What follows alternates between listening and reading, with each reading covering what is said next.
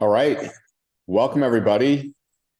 51's not bad for starting off at 102, Jim. That's not bad. And if next week is anything like the previous release, the good news is we have the full-blown Zoom version now, right, Michelle? We do. Yeah. We're all set and ready to go. No interruptions.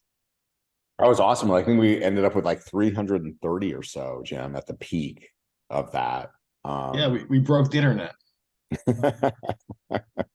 Very true. Very true. Let me share out my screen here. We'll get right on into it. We got a lot to cover. And Jim, big news coming up, right? Yes. So I'll let you start off and share a little bit about Scream Far and Wide for next week.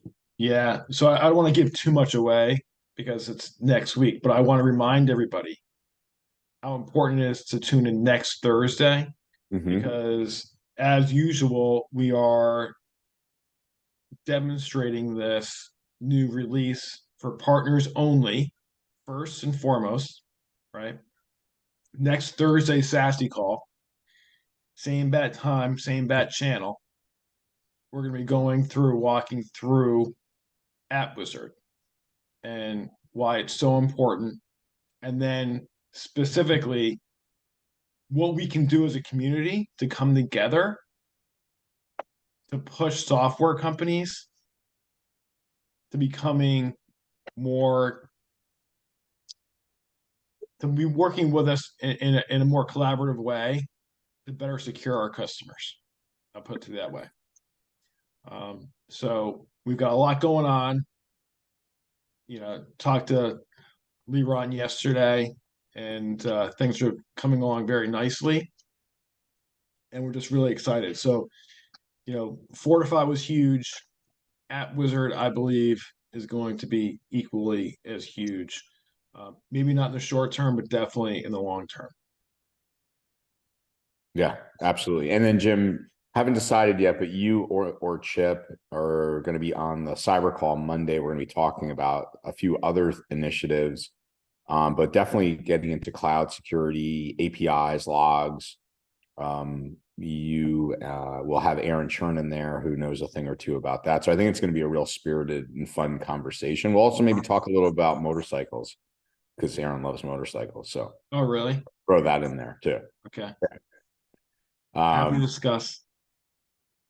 But yeah, so it's in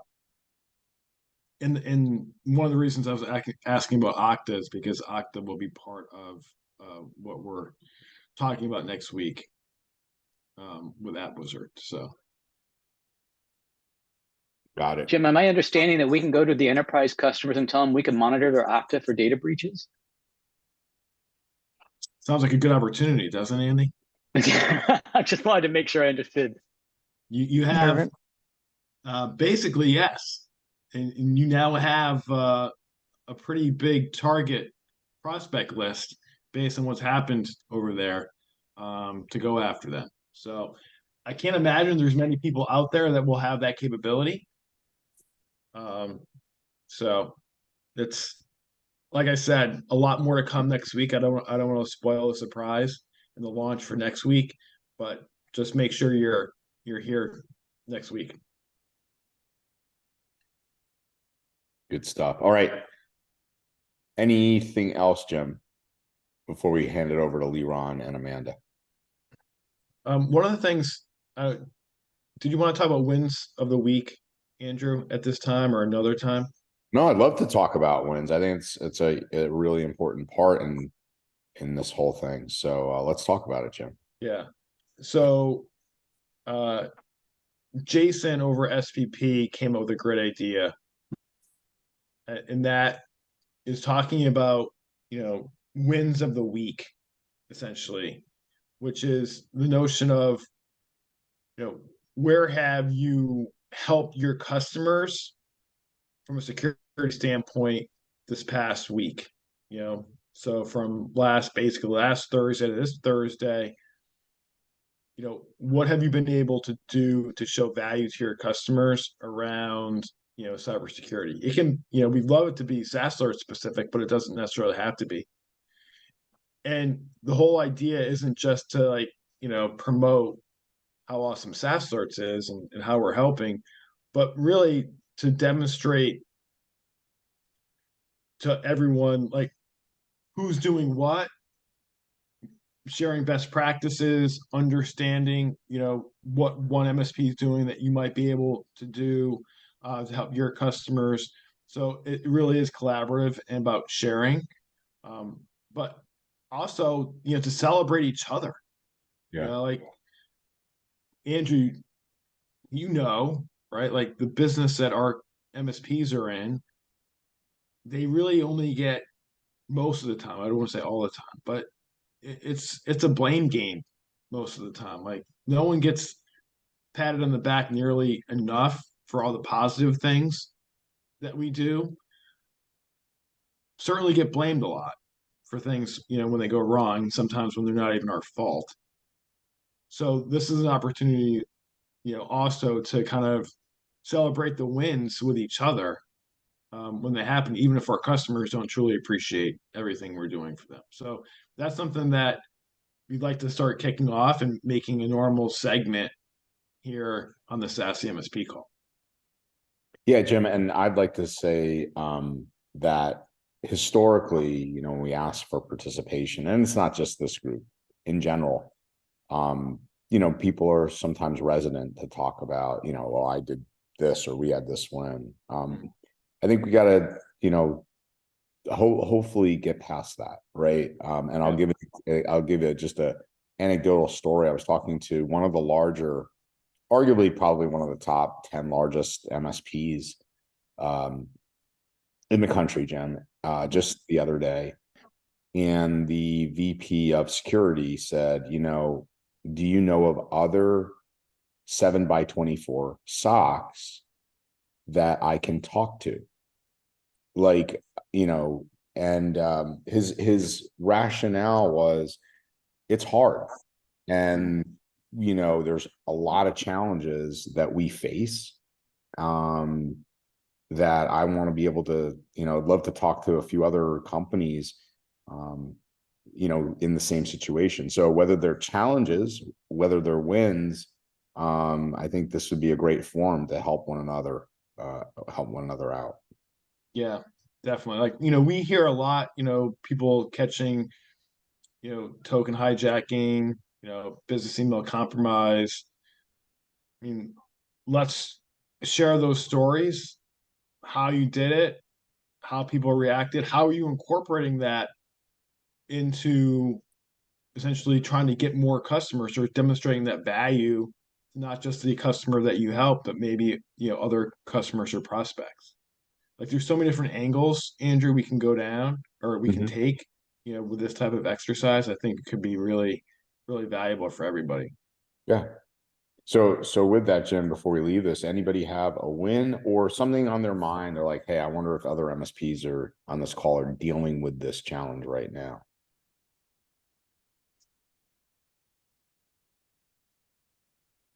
Like Dustin, one of the challenges I know you have is finding others that can, have a cool flask as you holding your bourbon during meetings. Like there's not a lot of people that do that. So, all right.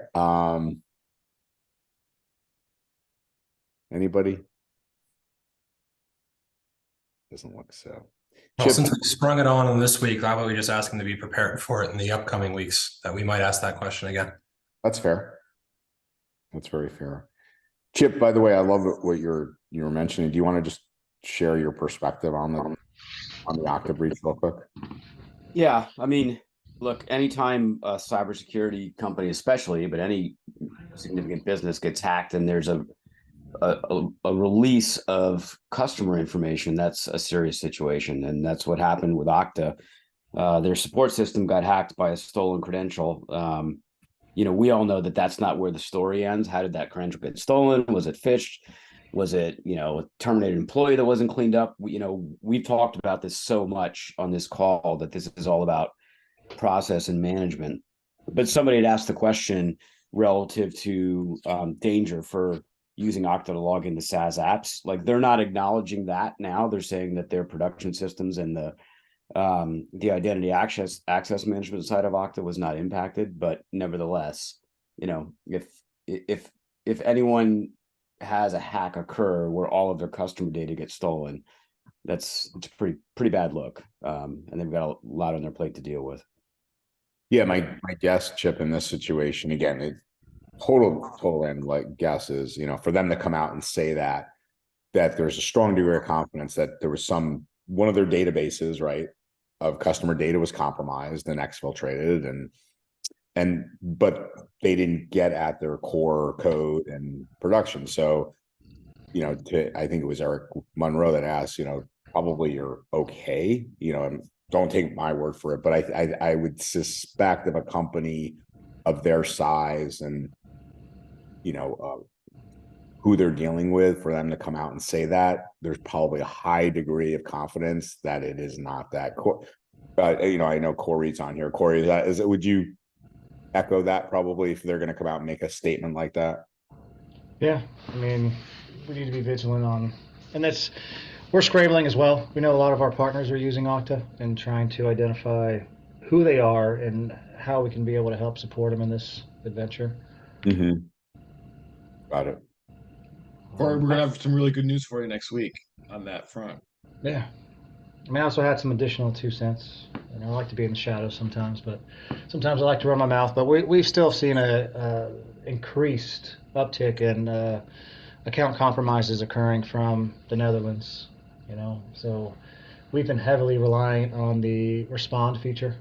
We were kind of slow in implementing it, because we have that 24/7, people monitoring it. But when it comes to out of approved areas that you're seeing, you have to take that approach when you're getting intelligence when there's a uptick of adversaries coming from certain countries. I know you might have a lot of customers, partners, whatever you want to call them, doing traveling, especially now, right? And Amsterdam, I know, is a hotspot for a lot of people, but just the amount of adversaries we're seeing coming out of the Netherlands, we're just immediately performing those response actions of logging off all sessions and blocking sign-in. I'd rather deal with an angry customer saying, hey, I'm traveling and I can't work, over, hey, my account's been compromised, why didn't you do something about it? I know that's basic, but I know a lot of people aren't actively using that respond feature and taking those automated actions, but critical. That's very funny, Adam. But Corey, Netherlands hasn't historically been, a hot spot, right? Is your suspicion that it's some type of proxying through their IPs, or is it, hey, that someone, there's threat actors being spun up there? We haven't been able to tie it back to like server farms or just simple VPN connections, but I think it's a combination of both. Obviously, the threat actors are getting smarter.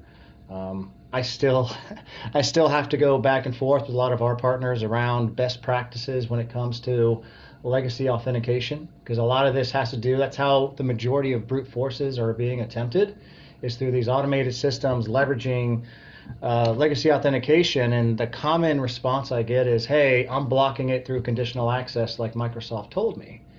And my response is, okay, conditional access is your secondary authentication. So it's not going to stop them from brute forcing your username and password, right? And so think in the mind of the adversary. I finally get a hit that my tool has compromised your customer's credentials.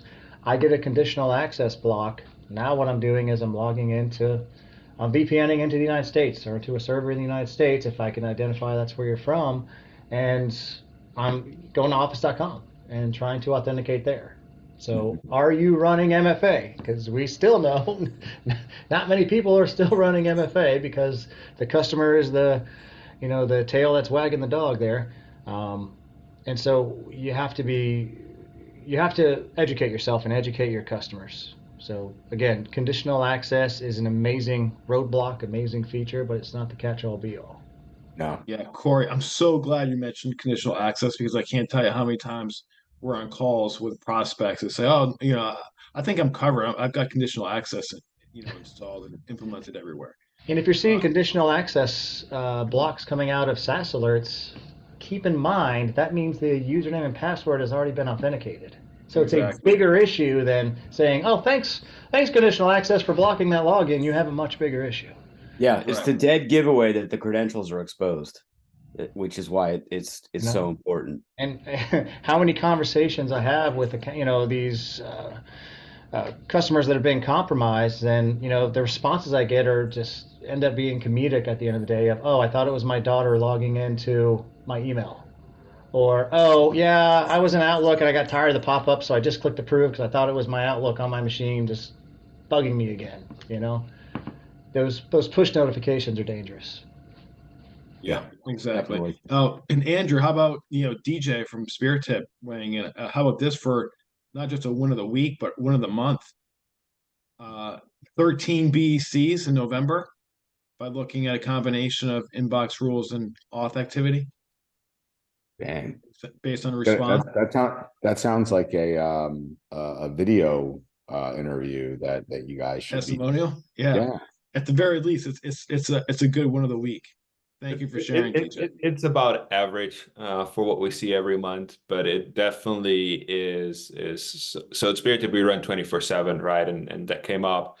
So, but it just allows us to respond even quicker, right? Because an analyst might be working on a different ticket, might be busy with something else.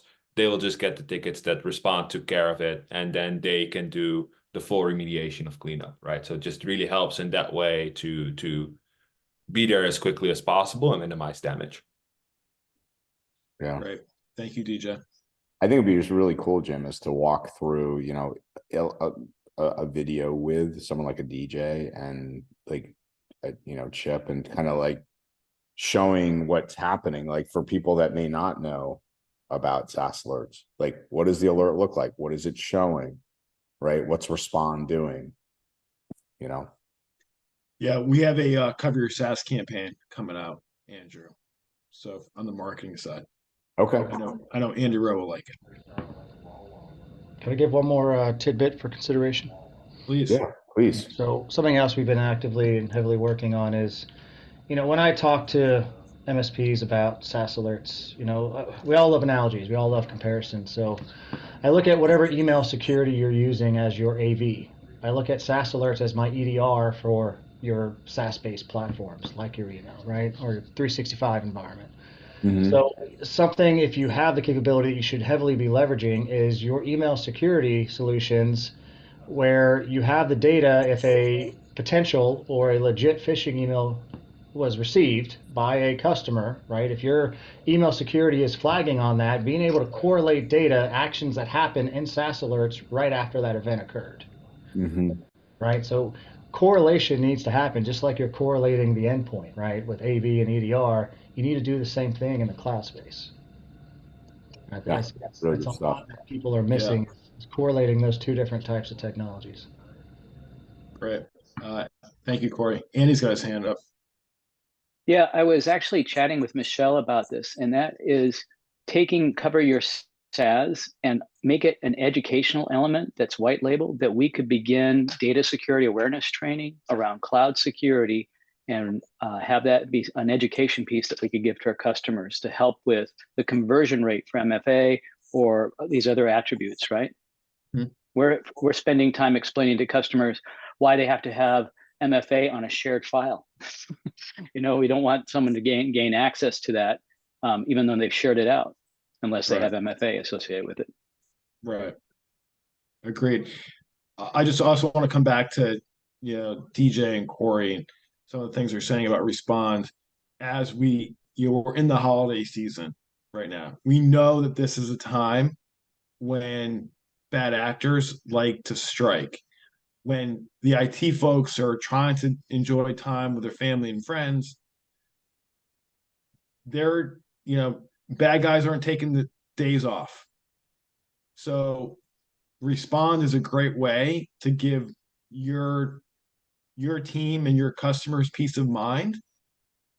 The only way you can do that if you're covering everybody, right? So I would highly recommend, if you haven't started to use Respond on this call and cover most of your customers, I would highly recommend doing that. This isn't a plug. This is just, hey, this is a time of year when you're going to see more attacks because the bad guys are, suspecting that people are taking time off and that there aren't eyes on glass like there usually is. Yeah, it might be a good campaign. Like, let's just say if I was an MSP, maybe there's some combined way to do this. I like spending your money, Jim. So here's this idea. Um, Wait, eh, you don't ask my permission too? well, this is just Jim's side of the house. Okay. Yeah, You don't have to this is worry. gonna- Yeah. But what do you think that you bring up an excellent point? And by the way, there's I'll put a URL in. Chris and Lara and I did a whole thing on things to check during the holidays. But from, let's just say, December 1st or right this moment, you're an MSP and you got these 30 companies that aren't covered. Right? Here's what we're concerned about during the holidays. Immense amount of increase in spam from delivery and these types of different campaigns. We want to make sure that your company's covered. Maybe there's some kind of promotion, Jim, where for the month of December, you can roll it out. If you catch a BEC or more that the customer agrees to move forward for the whole year, blah, blah, blah. Is there something there that we can think about? Matt, it's funny you're bringing this up because we are doing a campaign. It's kind of customer or by partner. Ryan and I had conversations with our account management staff today about this. And we're providing some MDF money. Yeah. Specifically around this notion. But if this is something that you're thinking about doing, then again, better protecting your customers during the holiday season, definitely talk to your account manager about that, because this is something that we can help you at this point and provide some incentives in order to do it. Yeah, there's I think it'd be really cool, Jim. I have a checklist of prepping for the holidays thing, right? But yeah, I think there's something there that we could figure out. Does that just quick, thoughts from folks on the call? Or yes, that'd be cool if we came up with some campaign that there's X amount of MDF that that there's got to be mutual. I would think there's got to be mutual skin in the game, right? Maybe there's for every customer we support for the month, you support a customer, like that. Does that make sense, Jim? That if I pay for 10 if I need 20, and right. Then there's this campaign that you say to your customer, hey, if we prevent a business email compromise, we'll agree that you'll move forward for coverage for the full year. Mm-hmm. Yeah, I mean, we're open, definitely, but the account management team right now is fully empowered to start making some MDF decisions to help. So basically, we help cover the cost of some of the customers that basically have been, maybe haven't seen the light around adopting SaaS alerts, or you haven't been successful giving it to them. So we're looking to help there. But we need to have it on doing its thing. Obviously start now, but take it through Q1 type of thing. Yeah, good. Andrew, before you move on, I got two quick comments. Yeah. Corey mentioning that they've seen this uptick from the Netherlands in particular, that kind of sharing in this call is really valuable because not everybody may be seeing that right now.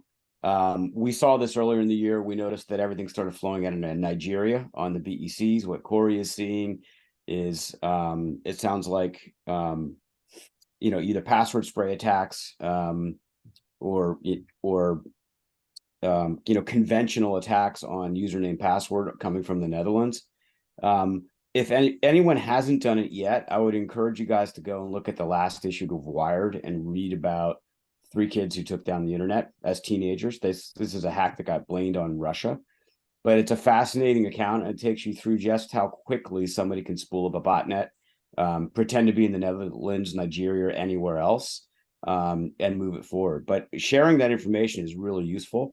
I'd love to see you guys share that information with each other on Reddit. I mean, we'll even start like a SaaS Alerts actual channel for you on Reddit or do something like that. Bunch of people in this call are already in the social media channel in our Slack. But don't be shy about putting out that information. DJ, like you did today, Corey, it's really helpful for the rest of the community to see that. It's like it's really what an ISAC does, Chip. You know, like, Yep. hey, these are IPs we should be blocking, or here's a YAR rule you should be sharing, or you know. So this is the community aspect of this. To your point, is very important. Yeah, I mean, we easily with Corey's information, I would hope that everyone on this call would be going back to Respond and saying, you know what, we're going to tighten up our reactions on brute force, what looks like brute force attacks and password spray attacks coming from the Netherlands. Like, it's a natural. Why wouldn't you do that? You just got a tip that that's what's going on. So go tighten it up. Yeah. Awesome. All right, moving on to LeBron and Amanda. All right. Thank you, Andrew. I'm going to go first since I think what Amanda has is a bit more exciting than what I have. So we have 12 new Fortify recommended actions in the pipeline.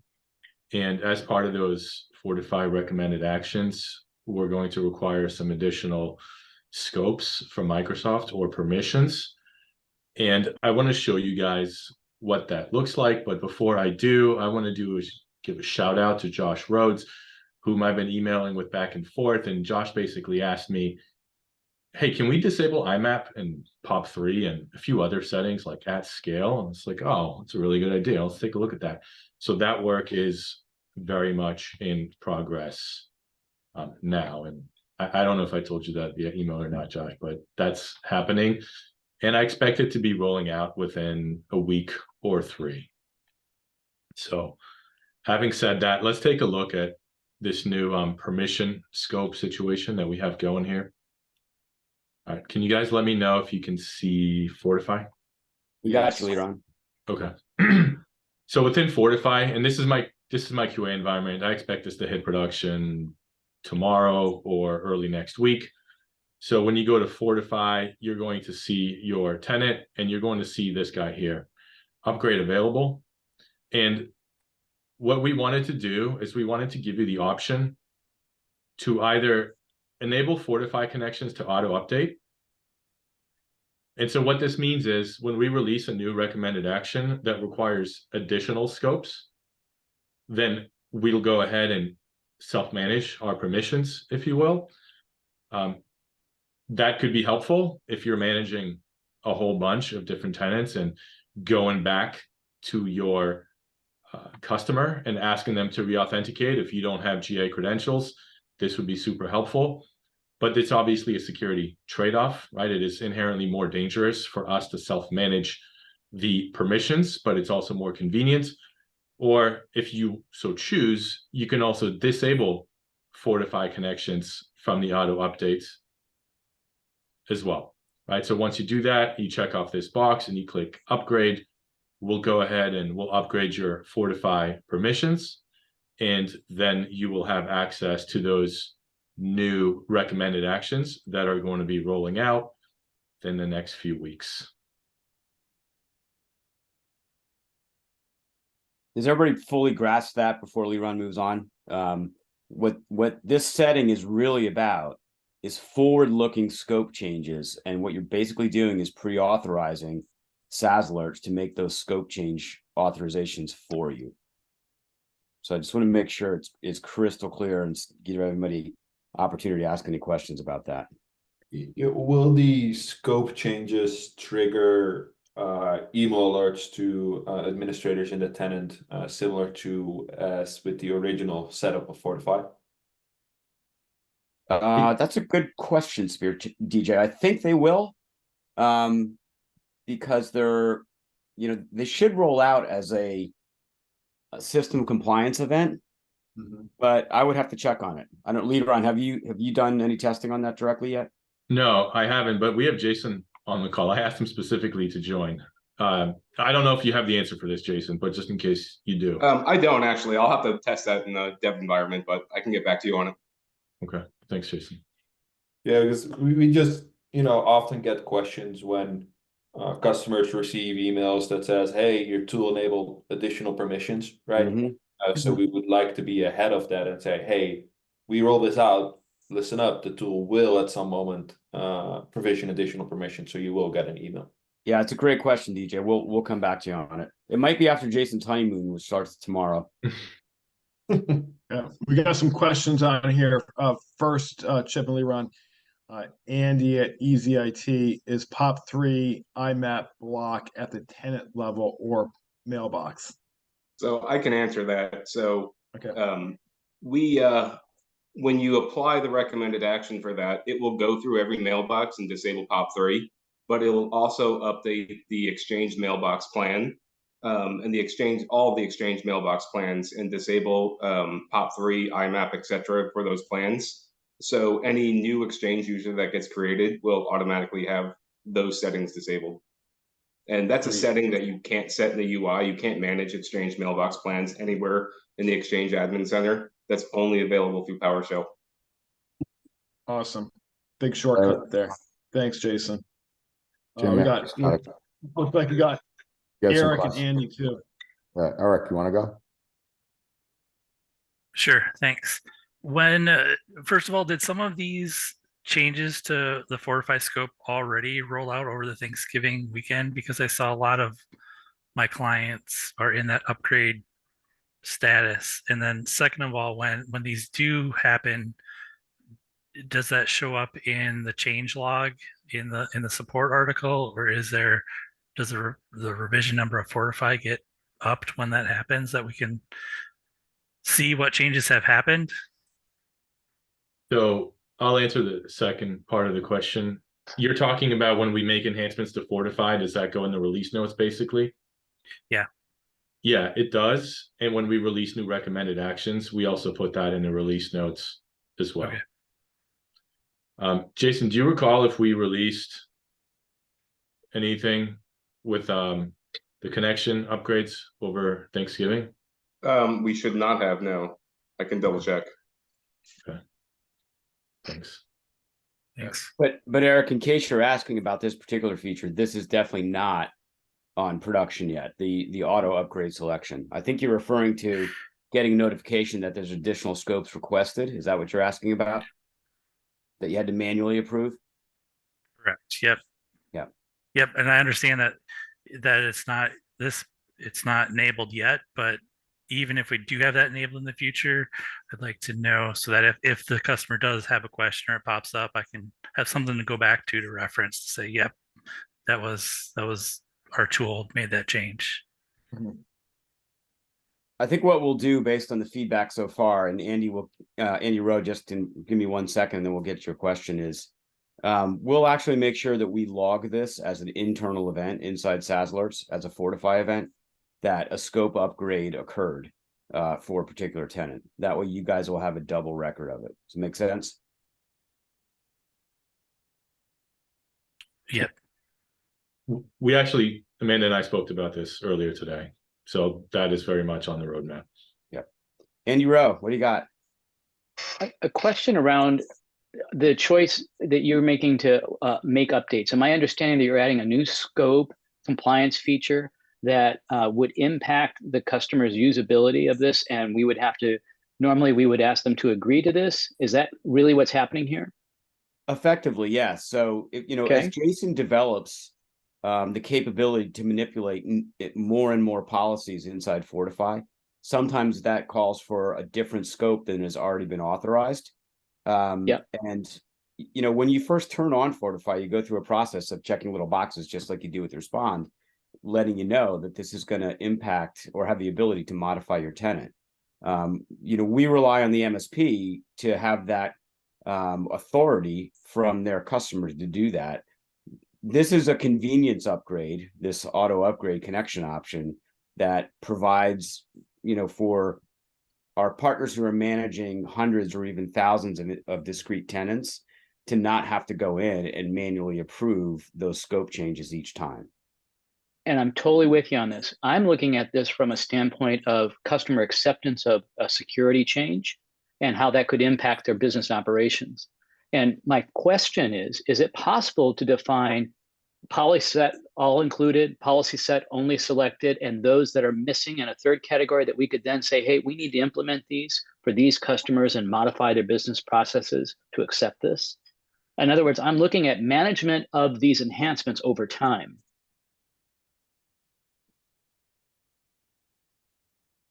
Management of the enhancements over time. So So you you're want making. you want to see Go ahead. those permissions that are going to get granted during the upgrade process, or possibly as an event thrown during the auto upgrade.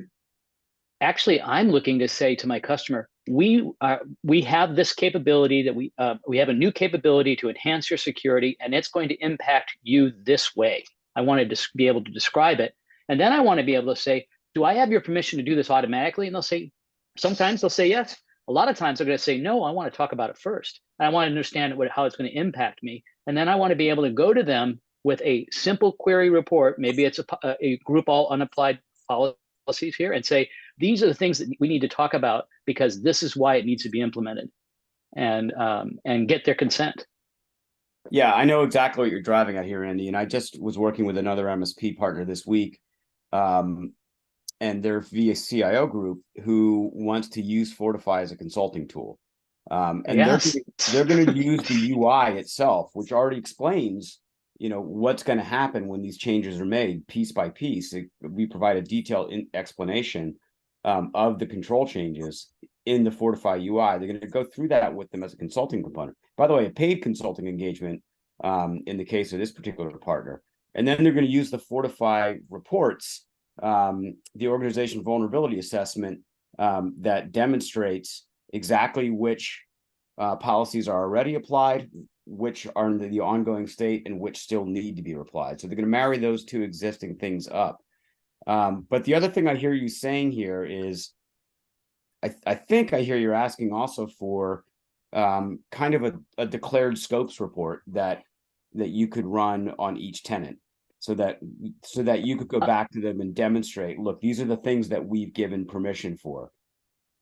I'm also saying for a co-managed account where they don't want me to willy-nilly do things because they impacts all their business processes. I want to be able to say, these are the issues that need to be done for your tenant. We're strongly recommending it, and then get them to agree or disagree, and then we're done with that. But to have a method to go through it, I understand this is a consulting engagement, but there'll be different types of customers that I communicate at different levels with, and I'm trying to find ways to go about that.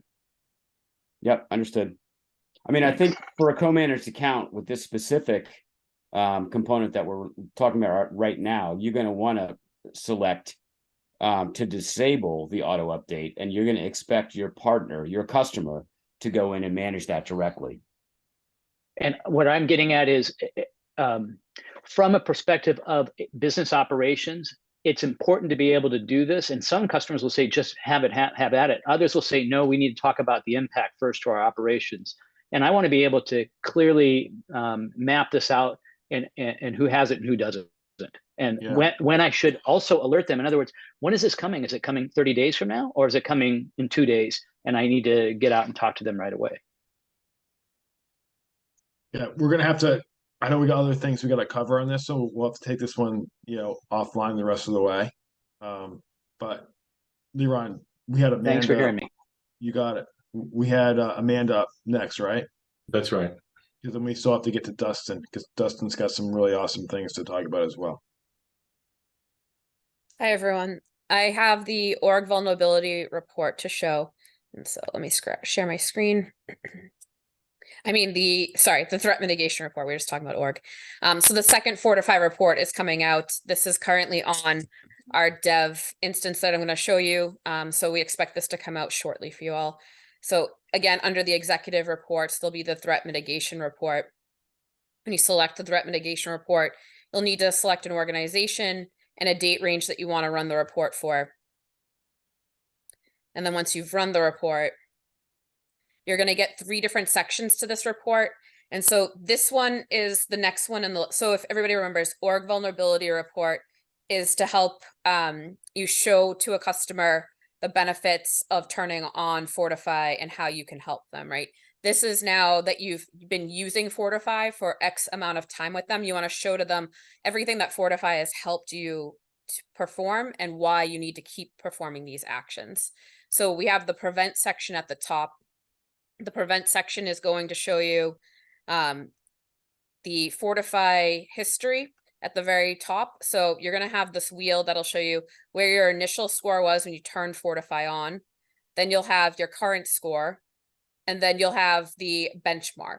And so you can see where you compare right in this whole dial and how much you've improved.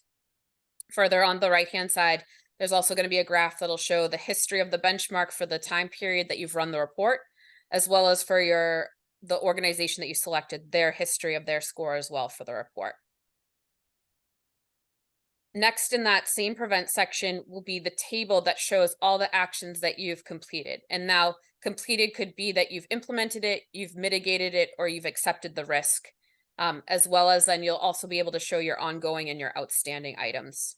My one here today only has completed items, so can't show you another status, but the statuses will all be reflected here, as well as what score weight they contributed to. The next section below that is going to incorporate the licensing associated with any open actions. So up top, you're going to see completed, open, ongoing, and if anything's open and tied to a license that they do not currently have, this section is going to explain to them, just like in the org vulnerability report, that if you were to upgrade, that you will get this score increase based off of this increase to these licensed items. And so for this one, you can see it's a small increase, but there is a few things we could do to this org with increasing the licensing. The second section of the report is the monitor section. So here's where you're going to be able to explain to everybody. So we've done all this. These are all the items we've completed at your current licensing level. This is how much we've improved your score. This is how everything has been going ongoing. But despite doing all that, this is still the climate. And these are still the actions that are being taken against your org. So it's going to show all the logins. It's going to show the critical alerts, the medium alerts. It's going to give you the map, where things are happening, where your hotspots are, as well as on a chart down here to show any of the spikes in your critical, medium, and where your lows always stand. So that you get to the bottom of the report and you say to them, so we've improved your security posture, we've completed all these actions, but we still have this ongoing threat, as you can see from these events that we've logged. And in order to respond to those alerts, this is how we use the respond module.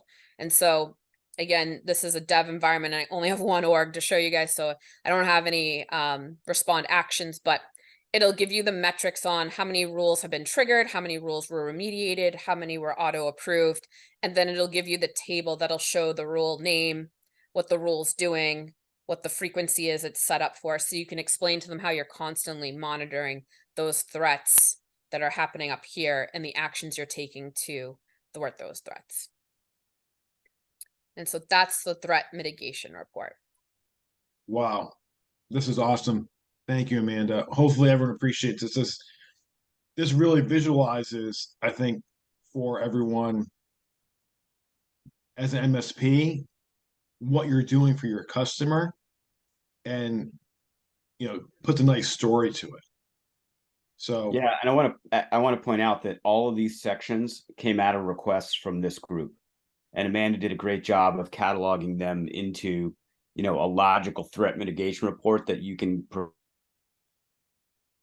the main features of SaaS alerts and how it's managing for you. So, this one is kind of special, I think, to the SASE call, because you guys literally sort of built this report piece by piece with your requests. Jim, and if you recall, that was one of the big pieces of building this community was to have 100%. feedback, and that you guys are doing purpose-built work, Chip. So Amanda and team, awesome. Yep. So let's not take any more questions on this one, Andrew, and let's get to Dustin, because we're running out of time for him. Right. We have too many good things to finish this call. It's part of the problem. Yeah, that's true. All right, Dustin, you with us? I'm here. Cool. The floor is yours. Do you have ability to share? Any? Do you need to share? I don't need to share. I don't want to do death by PowerPoint. So just kind of quick background for you guys. I am still an MSP owner. I have a 29-person MSP down in Austin, Texas. And in 2020, I started just tackling cyber insurance head on. Like everybody else here, it was a pain in my ass. We were getting these questions last minute with these questions. They didn't know what they were talking about, all the other fun stuff. So you might be familiar with Fifth Wall Solutions. I helped build out the MSP partner program there. I'm still involved there. I'm a board member and I'm still supporting the team. But my new initiative the last couple months has been we are launching our own program called Belltex. I'm going to drop a link in the chat here in a second. But what we did was kind of took all the frustrations that we've had on the MSP side the last couple of years of starting with the first part, the questions suck, right? It's just, what are you talking about? What does this even mean? Do you have MFA? What? And then the other part of it is the agents that don't know cybersecurity. They don't know the IT side of it. You're getting all these weird questions. Just again, I love these private calls because I can be a little bit more blunt, but it's, what is the agent doing there? What are they helping with? Did you have something, Andrew? Yeah, just quick. Can you clarify for everybody? You said we're starting a program. Can you first maybe just level set? Hey, what is this program for everybody? Yeah, thanks. Oh God, I've gotten too insurancy. So program is we have our own policy. So we partner with a big carrier. It's actually Spinnaker, which probably doesn't mean anything to anybody, but this is a unique policy. You can only get through us. We have a level of authority that we're able to set the underwriting requirements. And then I'm going to talk in a minute. We did something really cool on the claim side. That's a industry first as well. So we are hopefully, I actually have a compliance call an hour from now that hopefully, starting Monday, you'll be able to actually go get the Belltex policy. This is for your customers, by the way. It's not insurance for the MSP. It's for insuring SMBs with 100 million and under in revenue. So, so on the application side, as of the launch, so next week is we will be half automated. We'll still have to do some manual application processing, but what we've built out for the most of the way is that it will be a agentless experience, right? The agents aren't adding a lot of value, so why do we need them involved? Just like you go get your car insurance, is go fill out the form. It sits there, it spins, and then it's going to say, do you want good, better, best on the policy? They do it, they e-sign right away, and then in the next 24 hours, they get an email with their policy attached. So all that headache, I'm sure you guys have all suffered through that, right? Oh, hey, here's this form. By the way, it's due tomorrow. And then you're not getting a response. Did we get accepted? Do we have stuff come back? This is going to be instant, right? We're building towards that as fast as we can. It works in limited cases. I'll be honest, building insurance software was way harder than I thought it would be. So we're able to process some of them automatically right now. The other ones are going to go to, we have a small agency team in-house. All of us are from the channel. So you're not going to have people that are going, oh, what's, Huntress, what's SaaS alert, stuff like that. We know, we get that stuff. That's another good point too, is we're embracing the tools that MSPs use. So you're not going to get a question back for EDR and say, do you have Alien Vault, right? Because probably nobody in this room has ever used Alien Vault for one of our customers. So built around those tools. And then the final piece, which I was most excited about this, is going into a claim. If you guys have had to deal with one, is like insurance says, stop, don't do anything, call the hotline. Okay, great. Like I could kind of stop this attack, right? I could lock some stuff down. I could be doing X, Y, and Z. We're going to have a playbook. And one of the neat things we're going to be able to do with SaaS alerts is streamline some of it, right? So I'm still working with Chip and Jim on what that's going to look like exactly, but we have a couple ideas to where it's like we can let you guys start doing stuff ahead of time, right? Business email compromise. Why are we leaving that account active until we get insurance on the line? Let's lock it down. So as a customer has a Belltex policy, you as their MSP is going to have a playbook of here's what you can and can't do. And that way, whenever something happens as part of your IR plan, it's great. Here's the insurance approved stuff. Do this as you're putting in the claim. And then on the other side of it with the claim, we don't need insurance to come in and pull logs. We don't need insurance to come in and restore backup, stuff like that. There will be a playbook there as well. And then you guys as the MSP will be pre-approved and eligible to be reimbursed by insurance. So that whole awkward thing, do I charge my client? Do I try to submit with insurance? My goal with this was like make it as black and white as we can, right? Expectations are clear going in, expectations are clear what happens through the claims process. So I'm going to drop that link I mentioned earlier. We only have a limited ability because Spinnaker and the legal team have to go through and kind of review all the MSPs. So the way that we're going to launch our initial group of pre-approved MSPs is through our launch partners like SaaS Alerts. So if you guys follow that link, there's a form there that you can fill out. Keep in mind, one thing this is not is you're not going to get leads for incident response. This is only on your existing customers that have a Belltex policy. But if and when something does happen, right, is you'll have a clear playbook on how to handle that, and then be able to be reimbursed for the work that you do through the claim. So that's kind of the 10,000 foot view. I'm going to stop talking at this point and take any questions you guys have. Or Jim or Andrew, if you have more to add in. Since I've been working most closely with you, Justin, I'm going to sort of ask you some questions to clarify for everybody that I think I know the answer to, the straw man questions. I'll make a statement up front, though. SaaS Alerts does not have any financial interest in this. We're not getting a piece of this. We're not trying to promote it. We just think this is a really unique program opportunity because of the way Belltex, which is a sister company of Fifth Wall, you guys all know Fifth Wall from previous calls here, having the ability for you guys to participate in the claims process and earn compensation for that, we think is really unique. So Dustin, anything, you're good with all those statements, right? Yep. Okay. You're perfect. Is there a certification process that the MSP has to go through to participate in that compensated claims piece? It's really lightweight, but yeah, there's a couple requirements that we did have from the carrier side. One of the biggest problems that they run into whenever an MSP gets involved with claims is not having a decision maker available. So you'll see whenever you fill out the form, it's a couple of things, do you have technical staff of a certain number? But you do have to have somebody on the MSP side that can be involved. So whenever the insurance, we're going to have what's called the IR coach involved. So the coach will say, okay, guys, we're ready to restore services, and you're going to have to be able to turn around the answers pretty quick. So that's the biggest one that we've seen, right? Is especially the larger MSPs where it's like, ooh, we got an engineer that's qualified to do this, but I need to grab a manager. You will need to have somebody on deck, basically 24/7 through the claim that can make decisions, that can sign contracts on the MSP side. But no, other than that, it's going to be pretty light. And then the expectation is, and again, it's insurance, so everything just goes through compliance 10 different ways, right? Is we should be able to offer an official certification that you guys can use for marketing as well. Because what I want this to be is, it's not only do we know security here at our MSP, but also insurance said that we know what we're doing, right? And give you a good logo to display on your website and use those talking points, talking to prospects and customers.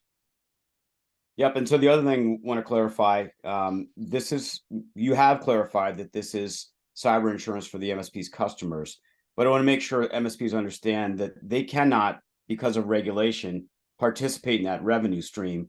This is a way to have a product to sell to your customer that's important for them to have, but a relationship that you've got directly with an insurer who can help provide advanced services. So just make sure everyone understands there's no way for SaaS Alerts or you as the MSP to participate in that revenue stream because it's regulated. But it's an important component to be able to offer to your customer. Yeah, everything we built has been around making your life easier, right? The whole back and forth, fill out all this paperwork and stuff. Like I can go get auto insurance. I'm redoing my car insurance right now.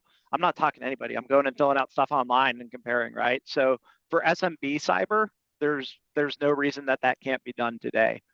So again, trying to, why do I want to work with Belltex? It makes my life easier. It makes the insurance, expectations, requirements more black and white for you. Jason, go ahead. So a couple of things that maybe I'd ask folks to consider. Look, I'm just a security guy. All I do is security all day long.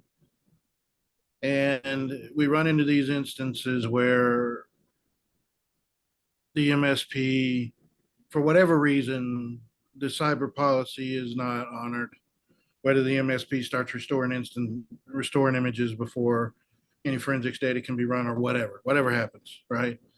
The number one thing that we tell our MSP clients and people, and you can talk to Eric Tilds about this, is if you want to talk to an attorney, never answer the questions for the client for traditional insurance policy. Never, ever do that. And I'll tell you why, because if that policy is rejected, the very first thing they look at is the questions and answers and whether that can be grounds for cancellation or denial of the claim. And then you, Mr. MSP, are held accountable. The other thing I want everybody to think about when you talk about stuff like this is I talk to, I talk a couple of times a month, to folks who work with the insurance industry who are talking to Congress, particularly about regulating the MSP market. And an insurance companies, I'm getting to the point. Insurance companies are saying, hey, look, the vast majority of the reason why they lost money last year is because MSPs claim to be cyber experts. They have zero cyber experience, the vast majority of them. And so they blame it on the MSPs and they want to regulate you out of doing any cyber. The insurance companies are going 900 miles an hour to start their own MSSPs or to buy them, and will force the client to use their chosen people for the policy. So this is a potential opportunity for you to not miss out on that revenue that you will miss out on if you don't get in front of this, right? This is what these insurance, particularly the ones that insure MSPs, they are, going as fast as they can to pull that revenue in for themselves while also managing and mitigating the risks that they're dealing with. There are two different ways of dealing with this. I think there was one of those ways was presented in a previous call, and another way is what's being looked at today. But I just want to let you guys know I've sat in I don't know how many arbitration discussions about this as the remediating authority. And it's coming. It's that regulation is coming whether we want it or not. And the insurance companies are going to force these policy holders of theirs to use their own MSSP. So be looking for an alternative to losing that entire revenue stream of your client. So that's all I wanted to add. Yeah, two quick notes on that, Jason. That was all super helpful. Thank you. That's, again, pain points. If you guys want to see a really interesting one to what Jason's talking about, look up Acrisure, ACRISURE. They've been buying up MSPs left and right, and they are basically coming in to try to say, we can do your cybersecurity, we can do your insurance, we can do your payroll. And then they're just cross-selling, right? So we are seeing that a lot more. So Belltex is, we're MSP neutral. We want to work with you guys. We don't want to buy our own MSP and come in and take over the customers, just pure cyber insurance. And then the application piece too, that's another thing that comes up. And depending on, you'll talk, Brad Gross did a really good one where him and Eric are kind of at odds on that. I'm not a lawyer. I'm not going to give you that opinion. But in the chat, somebody asked, how do you handle that pre-fill? We are going to have an MSP pre-fill that you can go in, you can do the answers, and there's a big banner that says you are not legally liable. This is not, your MSP attesting to anything. It is simply a pre-fill, and then it kicks it over to your client to actually do the application itself. So, can I sit here and say confidently that'll hold up in a court of law? I work with Spinnaker. I am not Spinnaker. I can't sit there and say that 100%, but we're putting everything in place we can to give you guys peace of mind on that stuff. Yeah, so, let me be clear in saying I think you're a potential resolution for the at odds issues that we see with answering the policy questions because of the nature of what you are, because of the nature of your policy, and any underwriting or any reinsuring that happens is with the understanding that, this is insurance for the MSP, it's clients by the MSP, and that there's some underlying qualifiers that the MSP can actually do what they profess to be able to do. So I'm saying what you're doing is probably a way out of that conundrum, not a challenge to it. Good stuff. Jim, we're at the top of the hour. Yeah, so just to put a fine point on all of this, like we're super excited to be working with Dustin and the team.